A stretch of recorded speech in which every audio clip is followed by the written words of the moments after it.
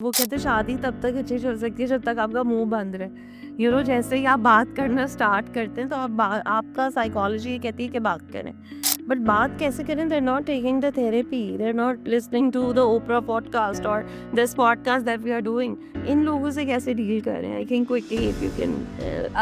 देखिए इसमें तो ये तो वैसे तो बहुत लंबी डिस्कशन वाला टॉपिक है, बट अगर हम इसको एक शॉर्ट उसमें करें कि अगर आपको ऐसा लग रहा है कि किसी से बात करके वो चीज़ नहीं सॉर्ट हो रही, तो I think there is a difference of school of thoughts. हमारी वो चीज़ नहीं बनती है, बट बात करनी होती है। अगर आप बात नहीं कर रहे, ओपन नहीं हो रहे, तो इस तरीके से आप आइसोलेटेड रहेंगे। अगर कोई बताएगा नहीं कि भाई आपके अंदर ये पागलपन चल रहा है या आप मोटे हो रहे हैं या आपको कोई बीमारी है, तुम पीले नज़र आ रहे हो या इस तरह, तो इसको किस तरीके से as what in your expert opinion how इसको एम्पैथेटिकली कैसे कर सकते हैं? मतलब किसी को बता भी दिया जाए और उसको बुरा भी ना लगे। हाँ, देखिए इसमें ये नहीं है कि वो चीज़ नहीं है, वो चीज़ है, बट बताने का तरीका होता है। आपको भी डॉक्टर कभी जाकर नी एक वही बात होती है कि आपका डॉक्टर जिस तरह का होता है उससे बात करके आपका आधा मर्ज़ वहीं ख़त्म हो जाता है। तो बात सारी ये है कि एक मिसाल इसीलिए दी जाती है कि लेबल मैं आपको ये नहीं कह रही कि हम एज़ अ सोसाइटी नहीं कर सकते, प्रोफ़ेशनल कोई है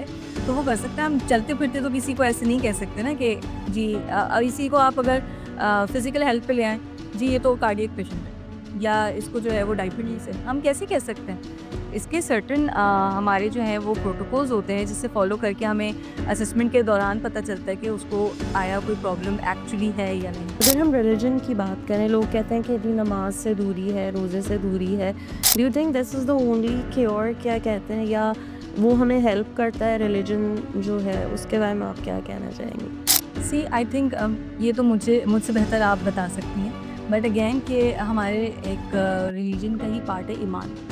तो वो जहाँ है तो वहाँ सब कुछ है। तो इसी अप्रोच को लेके एज़ अ साइकोलॉजिस्ट भी चलते हैं। तो ऑब्वियसली कनेक्टेड है बहुत सारी चीज़ें। इंसान इमोशनली अनकनेक्ट है, आप कह लें कि अपने रिलीजन से या सोसाइटी से, दोनों उसमें ही वो फेस कर रहा होता है इश्यूज़ को। तो ऑब्वियसली ये चीज़ें तो कनेक्टेड हैं आपस में।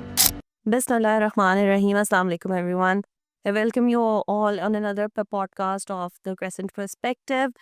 वेल आज हम बात करेंगे कि भाई ब्लड की रिपोर्ट ठीक है, ब्लड प्रेशर हमारा बिल्कुल ठीक है, बट फिर भी सब कह रहे हैं कि हम पागल हो गए हैं, हमारा दिमाग ख़राब है, उलझन का शिकार है।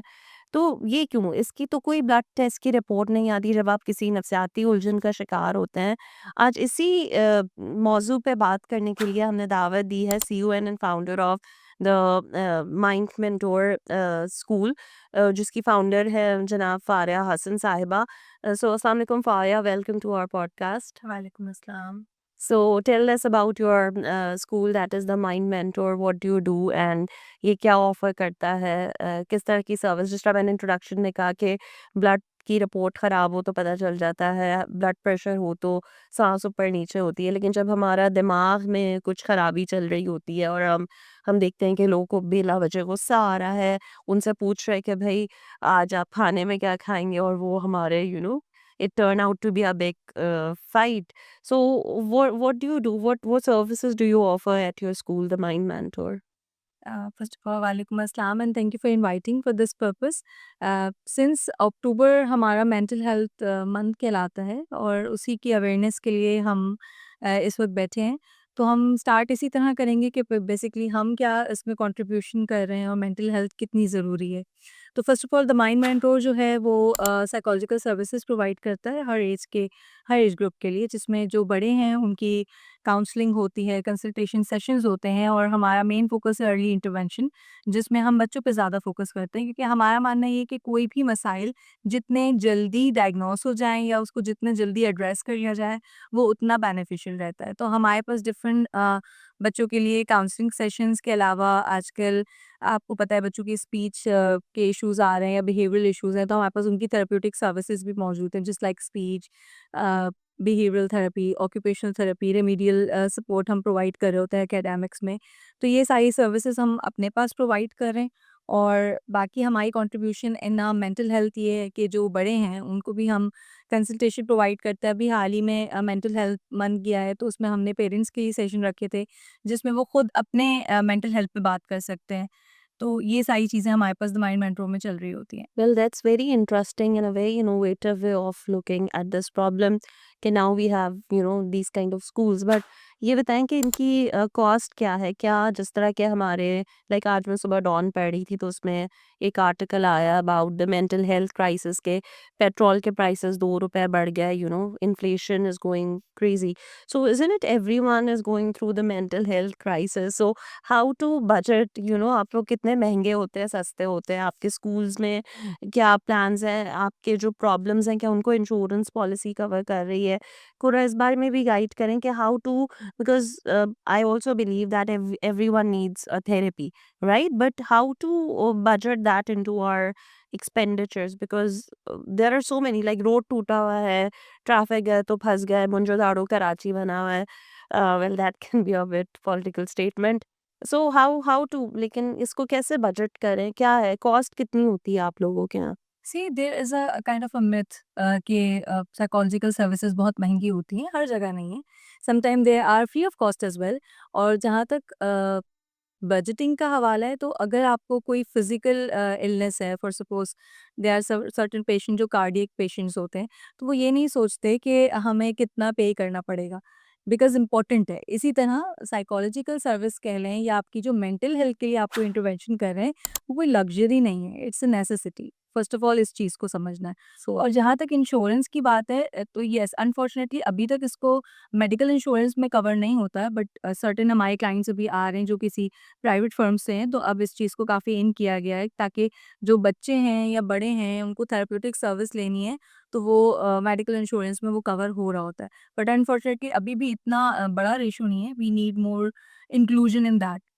ऑब्वियसली आप बिल्कुल ठीक कह रही हैं, but there is a myth, जैसे आपने भी कहा कि मिथ है. और ये मफरूज़ों पर कुछ बातें होती हैं तो वो कहते हैं कि अब नमाज़ पढ़ लो, मतलब रिलीजन की तरफ से दूर हो गए तो फिर मेंटल हेल्थ के इश्यूज़ हैं आपके. So how do you how do you convince people, and is the way of convincing people that you need proper attention for that problem that you are going through? अगर आपको गुस्सा ज़्यादा आ रहा है, अगर आप बात-बात पर चिड़चिड़े हो रहे हैं, आपको एंग्ज़ायटी हो रही है किसी बात पे, और जिस तरह मैंने आपको बताया कि लाइक इन आवर सिटी ये मतलब किसी बात पे आपको गुस्सा और ये चीज़ें आ सकती है, क्या कहते हैं, तो उसको किस तरीके से हम एड्रेस करें? What is the first line of defence in that? First of all तो देखिए ये कि ये हम सभी जानते हैं कि हम एक डिजिटल वर्ल्ड में घिरे हुए हैं, ठीक है? तो जहाँ जितनी आसानियाँ मिलती जा रही हैं, वहाँ इतने बीमारियाँ कैसे हो सकती हैं? यहाँ हर चीज़ फिंगर टिप्स पे है, इतनी टेक्नोलॉजी का दौर आ गया है। लेकिन again there are certain points के हमें नीड होती है फॉर काउंसलिंग।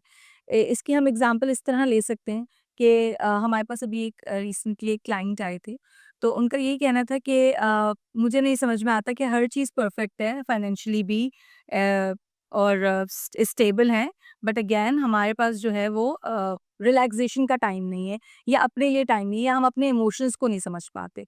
तो यहाँ पे देखिए 2 चीज़ें आती हैं। एक तो सेल्फ अवेयरनेस कि हाँ, अगर किसी इंसान को ऐसा फ़ील हो रहा है कि हम किसी चीज़ का शिकार हैं, it can be a stress, it can be anxiety, it can be any mental disorder, तो वो हेल्प ले सकते हैं। दूसरा हमारा एज़ अ सोसाइटी थोड़ा-सा एक रोल बनता है कि इफ़ अगर आप किसी में ऐसा फ़ील कर रहे हैं, तो फर्स्ट थिंग इज़ कि आप उनकी बात सुनें और आप उनको खुद भी काउंसल कर सकते हैं कि इट्स कंप्लीटली फाइन। जब आप अपनी किसी बॉडी पेन को डॉक्टर के पास दिखाने जा सकते हैं, तो why mental health is neglected just because तो कि वो नज़र नहीं आ रही। जॉय वही कहेंगे तो पागल हो गए अगर हम बता दें लोगों को कि हम इस वक्त एक नफसियाती उलझन का शिकार हैं, तो फिर हम पे तो लेबल लग जाएगा कि ये तो पागल है, ये नफसियाती मरीज है.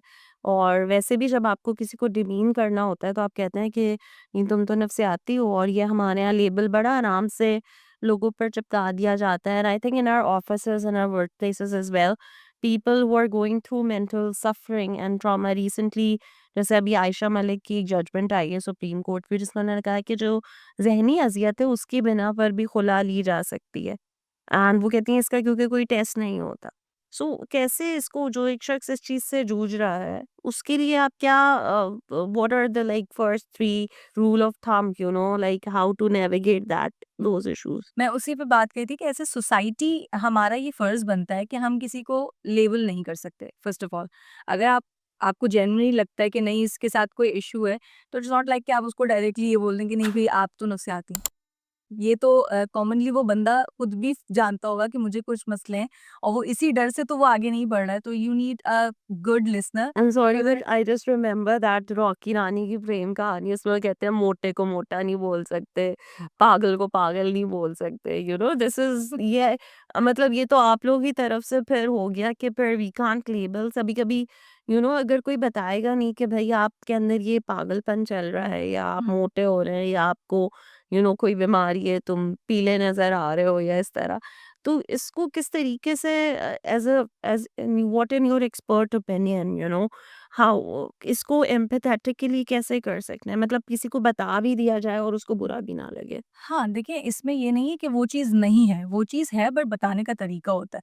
आपको भी डॉक्टर कभी जाकर नी एक वही बात होती है कि आपका डॉक्टर जिस तरह का होता है उससे बात करके आपका आधा मर्ज़ वहीं ख़त्म हो जाता है। तो बात सारी ये है कि एक मिसाल इसीलिए दी जाती है कि लेबल मैं आपको ये नहीं कह रही कि हम एज़ अ सोसाइटी नहीं कर सकते, प्रोफ़ेशनल कोई है तो वो कर सकता है। हम चलते-फिरते तो किसी को ऐसे नहीं कह सकते ना कि जी इसी को आप अगर फ़िज़िकल हेल्थ पे ले आएँ, जी ये तो कार्डियक पेशेंट है। या इसको जो है वो डायबिटीज़ है। हम कैसे कह सकते हैं? इसके सर्टेन हमारे जो हैं वो प्रोटोकॉल्स होते हैं जिसे फ़ॉलो करके हमें असेसमेंट के दौरान पता चलता है कि उसको आया कोई प्रॉब्लम एक्चुअली है या नहीं। तो as a society I think हमारा काम बनता है कि पोलाइटली उनको गाइड किया जाए, उनको पॉसिबल सॉल्यूशंस की तरफ रेफ़र किया जाए कि आप इनसे कंसल्ट कर लें, आप इनको दिखा दें। इसको एज़ अ फ़िज़िकल हेल्थ ही लिया जाए, क्योंकि अब ये चैलेंजेस बढ़ते जा रहे हैं। वक़्त के साथ-साथ क्योंकि अवेयरनेस बढ़ रही है मगर पॉसिबल सॉल्यूशंस की बात कोई नहीं करता। ठीक है? तो जहाँ हम फिज़िकल हेल्थ का ख़्याल रख रहे हैं, तो मेंटल हेल्थ को एज़ अ स्टिग्मा नहीं यूटिलाइज़ किया जाए, मतलब मेंटल हेल्थ को भी ऐसे ही समझा जाए कि इट्स इम्पोर्टेंट। जैसे मैंने शुरू में भी कहा था कि ये लग्ज़री नहीं है, ये नेसेसिटी है। सही। चलिए, thank you so much, but अब ज़रा हम बच्चों पे आते हैं, which is your area of speciality, और उसमें डेफ़िनेटली ग्रोइंग एज में जब बच्चे होते हैं और हम देखते हैं कि वो चिड़चिड़े हो रहे हैं, और आजकल बहुत ज़्यादा एक्यूज़ किया जाता है पेरेंट्स को भी कि जी स्क्रीन टाइम बहुत बढ़ गया है बच्चों का, तो उसको लिमिट करने की बात भी होती है। एंड पेरेंटिंग का कोई देखें, कोई भी पेरेंट सीख के तो नहीं आता। You learned it on the job when you become a mother. Mashallah, you also have kids and you also are working women. So how to challenge, especially मैं पाकिस्तान के कॉन्टेक्स्ट में ही रहते हुए करूँगी जहाँ पे ससुराल के चैलेंजेस भी हैं, हुँ। और आप अगर औरतों की बात करें तो उन्हें घर में भी उतना ही काम करना है और बाहर भी उतना ही काम करना है। देयर इज़ नो डिस्काउंट्स कि आप मदर हैं तो आप कम काम कर रही, सेम एक्सपेक्टेशंस है। तो उसमें जो मॉडर्न डे पेरेंटिंग है, उसमें मेंटल हेल्थ का क्या रोल है? What are the challenges? What are you seeing in your schools? आपके स्कूल में किस तरह के केसेस आ रहे हैं जो आपको इस वक़्त जिनमें आप काम कर रहे हो? आजकल के बच्चे ना हाइपर कनेक्टेड हैं। वो स्क्रीन्स, कंपैरिजन्स, कॉम्पिटिशन्स में उलझे हुए हैं। इसीलिए उनके अंदर इमोशन लैकिंग है। ख़ास करके जो कोविड के दौर के बच्चे हमारे पास आ रहे हैं, उसमें सबसे बड़ा बैरियर है सोशलाइज़ेशन नहीं है। बच्चे अपने आप को सोशलाइज़ नहीं करना चाहते, किसी में मिंगल नहीं हो सकते। अ, स्पीच बैरियर आ रहे होते हैं, कन्वर्सेशन नहीं कर रहे होते या कम्युनिकेशन एरर्स आ रहे होते हैं बच्चों में। तो ये सारे चैलेंजेस आ रहे हैं बच्चों में। तो इसमें ये कि पेरेंटिंग भी जो है वो टिपिकल पेरेंटिंग नहीं हो सकती। हमें पेरेंटिंग भी जो है वो मॉडिफ़ाई करनी पड़ती है बच्चों की नीड्स के अकॉर्डिंग। सबसे बड़ी चीज़ है कि बच्चों का इमोशनल जो एक एलिमेंट है ना बच्चों के अंदर सेल्फ सेंस ऑफ इमोशंस वो लैक करता है। और मुझे ऐसा लगता है कि कहीं न कहीं वो पेरेंट्स की तरफ से भी थोड़ी-सी एक चीज़ आती है कि हम बच्चों को सिखाते ही नहीं है emotions. It's completely fine to cry, it's completely fine to के show aggression at certain points. Anger भी तो एक इमोशन है बेसिकली। अगर किसी बच्चे का कोई टॉय किसी बच्चे ने लेके तोड़ दिया तो हम ये कहते हैं यार तुमने उसको गुस्सा क्यों दिखाया? ठीक है, गुस्सा तो आना था, आ गया, उसको टैकल कैसे करना है? हम यूजुअली बच्चों से ये क्वेश्चन कर रहे होते हैं व्हाई? इमोशंस पे उनको क्वेश्चन दे रहे होते हैं, जबकि इमोशन एक नेचुरल चीज़ है। जितना इनका उनका इमोशन सप्रेस्ड होता रहेगा, इश्यूज़ बढ़ते रहेंगे। तो इमोशंस को सेल्फ अवेयर करना बच्चों के लिए ज़रूरी है, उनके इमोशंस को एक्नॉलेजमेंट देना बहुत ज़रूरी है। उनको डीवैल्यू नहीं कर सकते हम। हाँ, मगर उसको रेगुलेट करना बच्चों को सिखाना होगा, वो वही पेरेंट्स रेगुलेट कर सकते हैं जिनके खुद के इमोशंस रेगुलेट हो सकते हैं। तो इसमें मैं पेरेंट्स को भी यही कहूँगी कि अगर आपको ऐसा लगता है कि आपसे कोई चीज़ डील नहीं हो पा रही या आपकी तरफ से कोई लैकिंग आ रही है बच्चों में, आप अपना 100% दे रहे हैं बट आपको ऐसा लग रहा है नहीं, कुछ मिस आउट हो रहा है, तो that's completely fine, you can go for the counselling session या आप बात कर सकते हैं किसी प्रोफेशन से कि हम किस तरह इस चीज़ को डील करें। सही, दैट्स वेरी इंटरेस्टिंग थॉट। मैं तो इसी में खो गई कि जब आपने बोला कि जब बच्चे ऑब्वियसली इनफैक्ट बहन-भाई भी हो, तो वो एक-दूसरे का टॉय ले लेते हैं, तो वो लगता है घर में ज़लज़ला आ गया है। इनफैक्ट आप अगर आजकल बच्चों से फ़ोन भी ले लें, तो उन्हें लगता है उन्हें इतना बड़ा पैनिक अटैक आता है। So how what to do? उनको बच्चे लाइक पेरेंट्स मारते हैं या उनको डाँटते हैं, सो आप कह रही हैं कि डाँटे नहीं, उन्हें सुने, तो ऐसे तो फिर वो और सर पे नहीं चढ़ जाएँगे बच्चे हमारे? आप क्या कह रही हैं? मतलब थोड़ा और इसको समझाएँ। बेसिकली देखिए, हम अगर साइकोलॉजी पर्सपेक्टिव से देखें ना, तो हर बिहेवियर का कोई ना कोई कंसिक्वेंसेस होते हैं। लाइक बच्चा अगर कोई बिहेवियर दे रहा है, कोई भी बच्चा यहाँ पे पैदा होते ही सीख के तो नहीं आ रहा ना कि मुझे हिटिंग करनी है या मुझे जो है वो शाउटिंग करनी है। ज़रूर उसने देखा होता है किसी को भी, एज अ पेरेंट को भी या किसी और को करते हुए, तो वहाँ से लर्न करता है। तो सेम एज इट इज़ कि आप किस तरीके से उस पर्टिकुलर सिचुएशन पे डील करते हैं, बच्चे से कैसे रेगुलेट करते हैं, वो चीज़ लर्न आप करते हैं। थोड़ा उसको मुझे एलोबरेट करें ना कि जिस वक़्त ये इंसिडेंट हो रहा है, बहन-भाई में लड़ाई हुई है and that's going very brutal I would say, तो वहाँ पर what intervention should be done? कुछ लोग कहते हैं डोंट अटेंड द किड, अगर बच्चा रो रहा है तो उसको रोने दो। इसको प्यार ना करो, अभी हमने इसको प्यार किया तो फिर ये बिगड़ सकता है। So what is your protocol? What does your study and research talk about it? वहाँ पे कुछ हम पेरेंट्स को अपने गाइड कर सकें कि क्या करना चाहिए उस माँ को, उस बाप हुँ, को, जो कि बिकॉज़ वो एक घर में अगर शोर और रोना-धोना मचा हुआ है, सो या तो उसको पहले ख़्याल रखें कि इस माहौल को कैसे कंट्रोल करना है because this will happen, right? तो वहाँ कुछ आप अपनी स्टडी से हमें बताएँ कि what does psychology say about it? Like late children cry या उसको हम छोड़ दें उस वक़्त या उस वक़्त उसको अटेंड करें, उसके साथ बैठें कि अच्छा ठीक है तुम्हारा ये खिलौना टूट गया और इस पे हम बैठ के ज़रा कंडोलेंस करते हैं and try to listen to you please थोड़ा सा उस बारे में। See, this is a very huge topic by the way, and I am no one to say any parent कि आप ऐसे करें। एक पेरेंट को खुद पता होना चाहिए, उसका इतना इमोशनल कनेक्शन होना चाहिए अपने बच्चे से कि उसको पता हो कि एट दैट टाइम मेरा कौन-सा रिएक्शन उसके लिए सूटेबल है। फॉर सपोज़ बहुत सारे ऐसे बच्चे होते हैं जो इस सिचुएशन में जहाँ 2 बच्चों के कॉन्फ्लिक्ट हो रहे हैं, तो एक बच्चे को एक्चुअली चाहिए सिर्फ अटेंशन होती है। उसको उस टॉय से कोई लेना-देना नहीं होता। सर्टेन बच कुछ बच्चे इस तरह कर रहे होते हैं कि मुझे बस अटेंशन मिल जाए। और वो शायद आप अटेंशन एक हग करके उनको दे दें, वो उनकी वहाँ नीड फुलफिल हो जाती है। ठीक है, कुछ बच्चे होते हैं कि उन्होंने हैबिट बनाई हुई होती है कि जब तक आप उनसे एक स्पेसिफिक टोन पे जाके बात नहीं करेंगे, वो बात नहीं सुनेंगे। But again that is a learned behaviour. तो ये एक पेरेंट ही जान सकता है कि उसके बच्चे की नीड क्या है। आपका इतना इमोशनल कनेक्शन होना बहुत ज़रूरी है। हमारे पास यूजुअली कोई पेरेंट्स कंप्लेंट से आते हैं, तो मैं उनसे सबसे पहले क्वेश्चन ये करती हूँ, यूजुअली फ़ोन पे होता है कि बच्चा फ़ोन बहुत ज़्यादा यूज़ करता है। बच्चे को किसने दिया है? हमने ही दिया है। अब हम उससे लेना चाहते हैं, ओके। तो आप क्या स्ट्रैटेजी यूज़ करते हैं? अब वो देख लेते हैं तो वो ज़िद करते हैं, तो वो देख कैसे लेते हैं? आप या तो फिर वो मौका ही ना आने दें, फ़ोन्स की एक्सेस ना हो बच्चों को, ठीक है? वहाँ प्रॉब्लम सॉल्व हो गई। और अगर एक्सेस आ गई, तो एटलीस्ट उस लेवल तक ना जाने दें कि बच्चा फिर आप उससे छीन रहे हैं, वो रो रहे हैं, वो एक चीज़ क्रिएट हो रही है, या तो आप फिर उसको कंट्रोल करें कि okay, I am giving you for 5 minutes, then you have to return.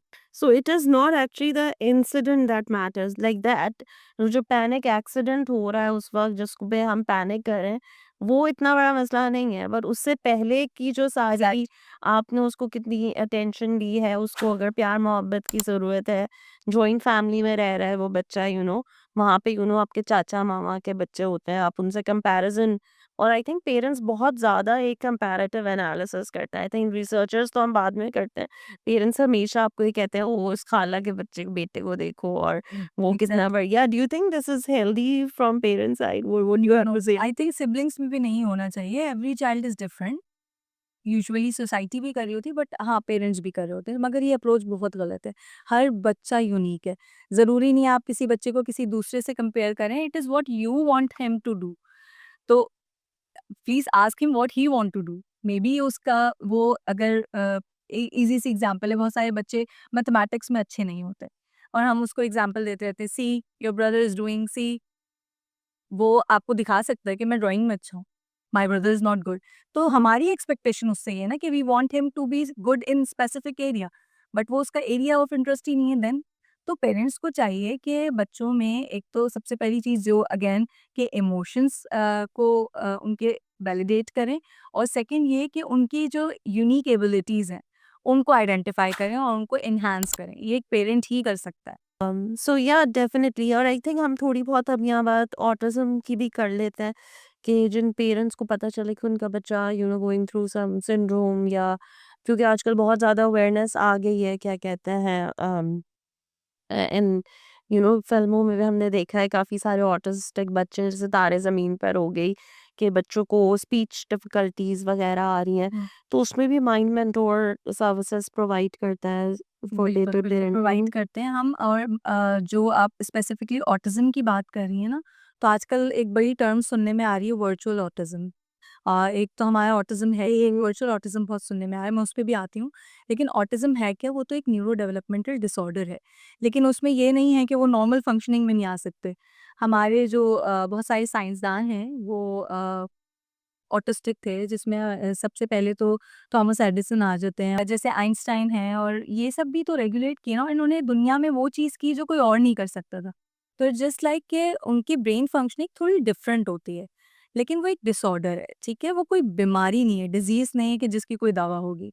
इसी तरह आजकल वर्चुअल ऑटिज़्म सुनने में आ रहा है, तो वो है क्या? Basically due to screen time बच्चों में ऐसे बिहेवियर इश्यूज़ आ जाते हैं, जो ऑटिस्टिक बच्चों से मिलते-जुलते होते हैं। इसलिए उनको वर्चुअल ऑटिज़्म की एक टर्म दी जाती है, और उनके बिहेवियर्स इस तरह के होते हैं, स्पीच लैंग्वेज में प्रॉब्लम हो रही होती है, कम्युनिकेशन में प्रॉब्लम हो रही होती है, सोशलाइज़ेशन में हो रही होती है। तो ये सारे जो फैक्टर्स आ रहे होते हैं बच्चों में, तो ऑब्वियसली वो उनकी फिर डेली लाइफ को अफेक्ट कर रहे होते हैं। तो वहाँ पे पेरेंट्स को चाहिए कि वो डिले ना करें और अर्ली इंटरवेंशन की तरफ। अनफॉर्चुनेटली हमने तो अपने माशरे में देखा है कि बजाय वो बच्चा इलॉन मस्क बने, हम तो उनसे दुआएं करवाते हैं। और अगर कोई अब नॉर्मल, जिसको स्पेशल नीड्स का बच्चा हो, तो उससे कहते हैं सर पे हाथ फेरो शादी हो जाएगी, या उनको मज़ारों पर लेके जाते हैं। सो इस बिहेवियर के बारे में कुछ कहना चाहेंगी आप? दिस इज़ कम्प्लीटली लाइक ये अनएजुकेटेड लोग हैं, ज़ाहिर-सी बात है कि उनको इतनी अवेयरनेस नहीं है कि ये है क्या। शुरू से डिसऑर्डर्स हैं, शुरू से मेंटल हेल्थ इश्यूज़ हैं, मगर उस पे बात कोई नहीं करता। अब जितना टेक्नोलॉजी बढ़ती जा रही है, हम उसकी अवेयरनेस भी बढ़ा रहे हैं। मगर क्या है कि ये सारे अभी भी अनफॉर्चुनेटली पाकिस्तान में रहते हैं ये चीज़ें। मेरे पास भी अभी भी केसेज़ आते हैं, जो पेरेंट्स डिनायल में होते हैं, दिस एक्ट है कि कुछ हुआ था, कहीं गए थे और फिर उस हवा लग गई, हवा लग गई, ऐसा कुछ इस टाइप की स्टेटमेंट्स आती हैं। मगर ठीक है, मैं कहती हूँ ओके फाइन, आगे आप फर्स्ट स्टेप तो लें, आप उसकी इंटरवेंशन की तरफ तो जाएँ, आप थेरेपीज़ तो परस्यू करें, फिर इंशाल्लाह फ़र्क पड़ता है। हर कोई बच्चा यूनिक एबिलिटी के साथ होता है। इलॉन मस्क की एग्ज़ाम्पल है, कहाँ से कहाँ वो चले गए। वी चेंज द वर्ल्ड, जिस तरह की गाड़ियाँ आई थिंक उन्होंने बनाई हैं, उन्होंने तो पूरी इंडस्ट्री जो है वो ही वाज़ ऑन अ बदल स्पेक्ट्रम, के रख और दी। उन्होंने उनको स्टिल सोशलाइज़ेशन में चैलेंजेस आते हैं, वो खुद एक्सेप्ट करते हैं इस चीज़ को। तो व्हाई नॉट बाकी बच्चों को भी ये चांस दिया जाए कि ज़रूरी नहीं है कि हम जैसा उनसे एक्सपेक्ट करें, वो वैसे ही चलें। सो डू यू थिंक करिकुलम, जैसा आपने पहले कहा कि जैसे मैथ्स में मैं खुद भी एक कमज़ोर बच्ची रही, and then I made my career in legal education. So बहुत प्रेशर था मैथ्स का, मुझ पे खुद बड़ा प्रेशर था, मतलब कि टेबल याद नहीं हो रहे तो पनिशमेंट में खड़े हुए हैं। सो कहाँ आपको लग रहा है कि नाउ द स्कूलिंग, जैसा आपका स्कूल तो बड़ा स्पेसिफिकली डील ही इन बच्चों से करता है, बट एक जनरेशन ऑफ किड्स है जिनको अभी भी मैथ्स का बोलो तो वो डर जाएंगे, because there's a lot of trauma behind math, science, whatever you don't like. So do you think जो mainstream schooling है, not your school I'm talking about, so वहाँ पे क्या पेरेंट्स इस चीज़ को अंडरस्टैंड करें कि भाई ये मैथ्स में नहीं है अच्छा, so क्या छोड़ दें बिल्कुल मैथ्स करना, या मैथ्स भी ज़रूरी है ज़िंदगी में, साइंस जानना भी ज़रूरी है, तो उसको किस तरीके से आपको लगता है कि now in 2026 we are heading to, so do you think there is some change, आप लोग की तरफ से कितनी इंटरवेंशन है इसमें, साइकोलॉजिस्ट, सोसाइटी की तरफ से? हम तो पेरेंट्स को गाइड कर रहे होते हैं, मगर मुझे एक खुद भी एक है, आप खुद सवाल करें ना कि क्यों बच्चे के साथ, अगर बच्चा एक स्पेसिफिक सब्जेक्ट में वीक है, उर्दू में, just like I was weak in Urdu, written में, तो उसी की एक्स्ट्रा क्लासेस दिलवाई जा रही हैं जिसमें वो बच्चा वीक है, जबकि वो आउट क्लास है साइंस में। तो व्हाई नॉट उसको उसी में आगे बढ़ाया जाए, वो उसका इंटरेस्ट लेवल है। उसको उसी में क्यों पुश कर देते जो उसका अगर वीक पॉइंट है। उर्दू में फेल हो गया तो क्लास प्रमोशन नहीं होगी, फिर तो फेल हमारा हो थोड़ा जाएगा एजुकेशन सिस्टम का तो भी तो यहाँ पे लैकिंग है ना कि अब वो सीएसएस में सारे इंग्लिश में फेल होते हैं। और जो अब अनफॉर्चुनेटली जो रिसेंटली पाकिस्तान में आपने देखा है कि बहुत हाई प्रोफाइल सुसाइड हुई, जो सीएसएस ऑफिसर थे, अदील, अल्लाह ताला उनकी मग़फ़िरत करे। सो देखें, वो तो उन्होंने बेस्ट टॉप टॉप स्कोर लिया, बेस्ट कार्डर में हो गए, बट फिर हमने देखा कि उन्होंने सुसाइड किया on the job. So it means that this is something that is this matter is exploding. जो तो what are the solutions? मतलब इतनी अच्छी जॉब लेने के बाद भी आप मतलब वहाँ तो हम बच्चे डिस्कस कर रहे हैं, बट सीएसएस से ज़्यादा तो पाकिस्तान में आई थिंक अभी भी it's very lucrative option. But इतने टॉप पे जाके भी जब ये मेंटल हेल्थ के इश्यूज हम एड्रेस नहीं कर पा रहे, it means there is some serious problem. अगर पाकिस्तान का डेटा निकाला जाए तो सीएसएस में सबसे ज़्यादा इंग्लिश के में लोग फेल होते हैं, एग्जैक्टली। राइट? जी, सो मेरा कहना यही है कि हम किसी चीज़ को नेग्लेक्ट नहीं, लेकिन एक जो प्रेशर बिल्ड होता है ना, और बच्चों में ख़ास करके यही बच्चे बड़े हो रहे हैं ना, ये अपने साथ वो चीज़ लेके कनेक्टेड बड़े हो रहे हैं।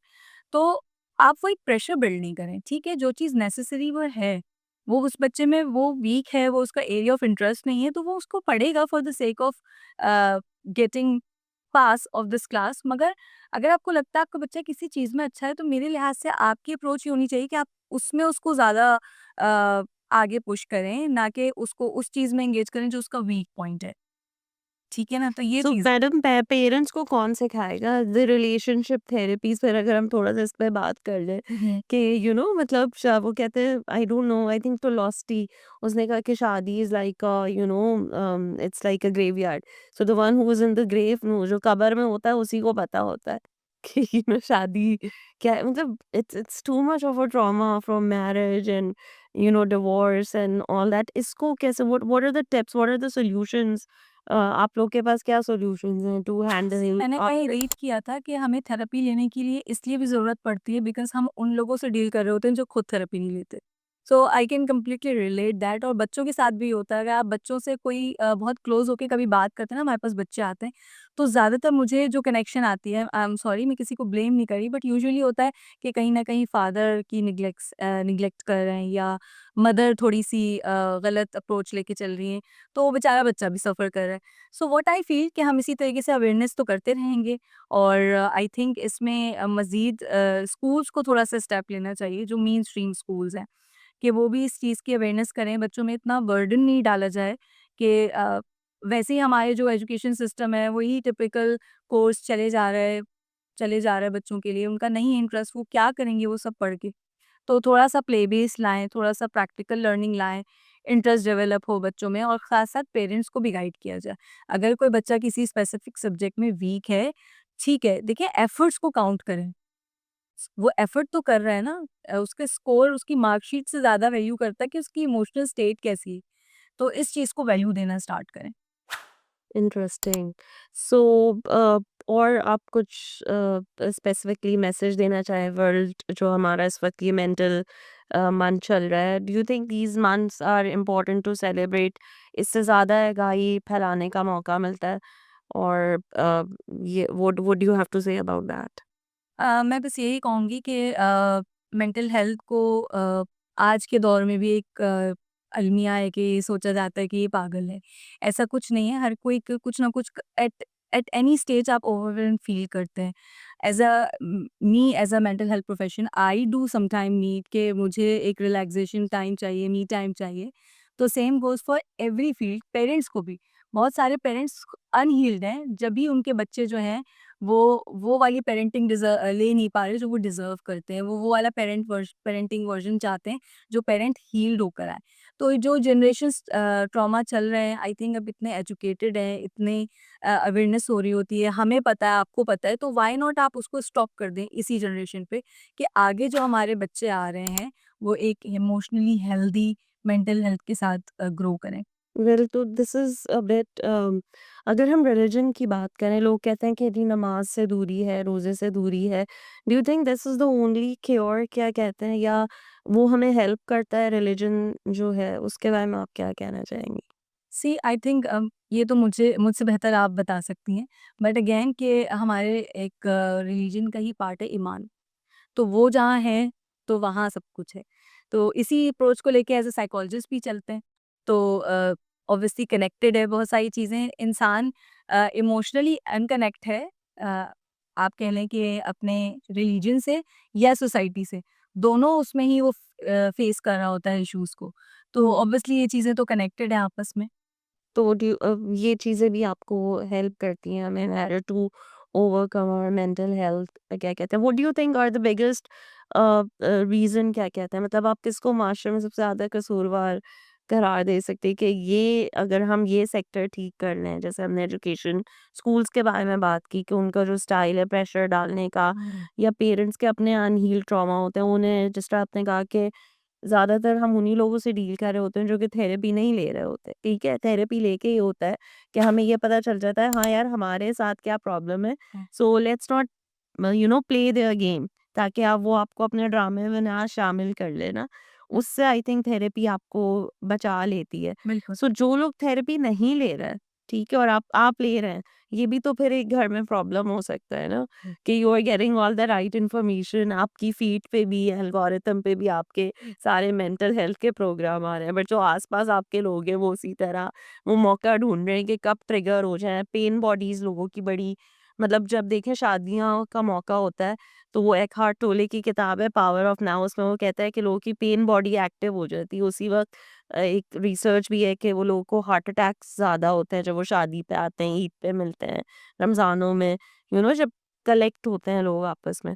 तो वहाँ पे what do you think, what are the sanity tools that one can adopt? वो कौन से सैनिटी टूल्स हैं जिनको हम ले सकते हैं? आई थिंक आप ये कहना चाह रही हैं कि जो सराउंडिंग में हम से कैसे हम क्या करें जिस वक़्त वो ट्रिगर हो रहे हैं, वो आपको पता है अब ये वाली फुप्पो आई है, ये तो फ़साद मचा के जाएगी, ठीक है? सो या ये डैडी को अब ये वाली बात जब मैं बताऊँगी तो ही विल बी वो चीखें चिल्लाएँगे, अम्मी इस बात पे ट्रिगर हो जाएगी, मतलब सिंपल। अगर खाने में आज पका है बैंगन, like which is people don't like, and अम्मी को पता है कि मैं एलर्जिक भी हूँ बैंगन से, बट फिर भी वो गुस्से होगी। सो एंड मुझे पता है अब ये लड़ा घर में लड़ाई होने वाली है। सो वहाँ पे आपके क्या टूल्स हैं मेंटल हेल्थ आई के? थिंक ये वाले जो इश्यूज़ है ना, इसमें सबसे जो ट्राइड एंड टेस्टेड है वो है टॉक। हम अक्सर चीज़ों को इसलिए नेग्लेक्ट कर देते हैं, हम अज़म्पशन में रहते हैं, ऐसा हो जाएगा। आप उनसे बात करके देखिए पहले से, मेबी वो चीज़ स्टॉप हो जाए। हम अज़म्पशन्स में रहते हैं, ठीक है? और ख़ास करके फैमिली इश्यूज़ में। आई थिंक फैमिली वाली चीज़ों में आपकी सबसे बड़ा बैरियर बनता है कि आपकी कन्वर्सेशन ओपन नहीं होती है। पीपल कनेक्टेड नहीं होते एक-दूसरे से, वो उस अज़म्पशन में रहते हैं, वो अगला बंदा अलग अज़म्पशन लेकिन लेके चल रहा होता है। कन्वर्सेशन होती है तो लड़ाई हो जाती है। ये तो वो एक ये जब जिससे बात, वो कहते हैं शादी तब तक अच्छी चल सकती है जब तक आपका मुँह बंद रहे। जैसे ही आप बात करना स्टार्ट करते हैं तो आपका साइकोलॉजी ये कहती है कि बात करें। बट बात कैसे करें? They are not taking the therapy, they are not listening to the Oprah podcast और this podcast that we are doing. इन लोगों से कैसे डील करें? I think quickly if you can देखिए इसमें तो ये तो वैसे तो बहुत लंबी डिस्कशन वाला भी टॉपिक है। या बट अगर हम इसको एक शॉर्ट उसमें करें कि अगर आपको ऐसा लग रहा है कि किसी से बात करके वो चीज़ नहीं सॉर्ट हो रही, तो I think there is a difference of school of thoughts, हमारी वो चीज़ नहीं बनती है। बट बात करनी होती है। अगर आप बात नहीं कर रहे, ओपन नहीं हो रहे, तो इस तरीके से आप आइसोलेटेड रहेंगे। आप वो ज़िंदगी में एक बैरियर रहेगा यूजुअली कि आप अपने आप को एक्सप्रेस नहीं कर सकते, अगला बंदा आपको अंडरस्टैंड नहीं कर सकता। तो वहाँ फ़ायदा नहीं है, ठीक है?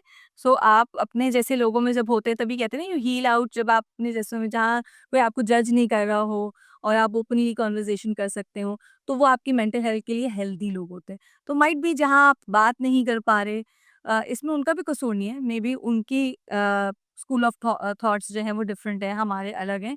सो बस we both are not healthy for our mindsets. I think because everyone is different, everyone is unique, जिस तरह आपने कहा। बट यही है कि जहाँ तक हो सके, बिकॉज़ मर्ज़ जो भी आपकी बीमारियाँ हैं वो ख़त्म तो कभी भी नहीं होंगी।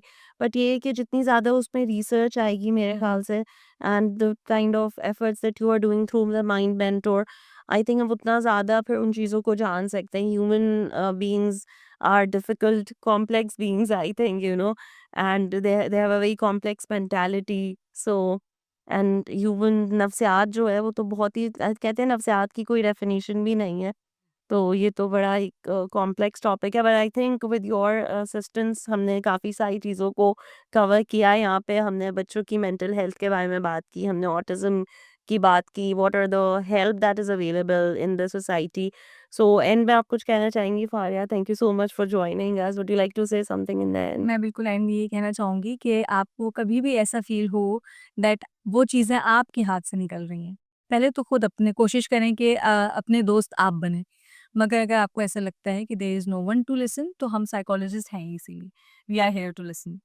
सो नाउ यू नो कि जब आपका ब्लड टेस्ट की रिपोर्ट भी ठीक आ रही हो, ब्लड प्रेशर भी ठीक हो, लेकिन फिर भी अगर आप अपनी सराउंडिंग में सुन रहे हैं कि आपका दिमाग ख़राब है या आपको जो है वो दिमागी इलाज की ज़रूरत है, so sometimes with a pinch of salt you can take the advice and seek therapy, because therapy लेने में कोई शर्म नहीं होनी चाहिए। आई थिंक बड़े-बड़े एक्टर्स चाहे दीपिका हो और इस तरह के एक्टर्स हैं जिन्होंने थेरेपी ली है and they have survived well, they are doing wonderful in their personal in their in their professional life. So I think seek help, और इंसान ही इंसान का हमदर्द होता है, और जितना हम एक दूसरे से कनेक्ट होंगे उतना ही ज़्यादा हम हीलिंग की तरफ बढ़ सकते हैं। Thank you so much for joining us today. Thank you so much.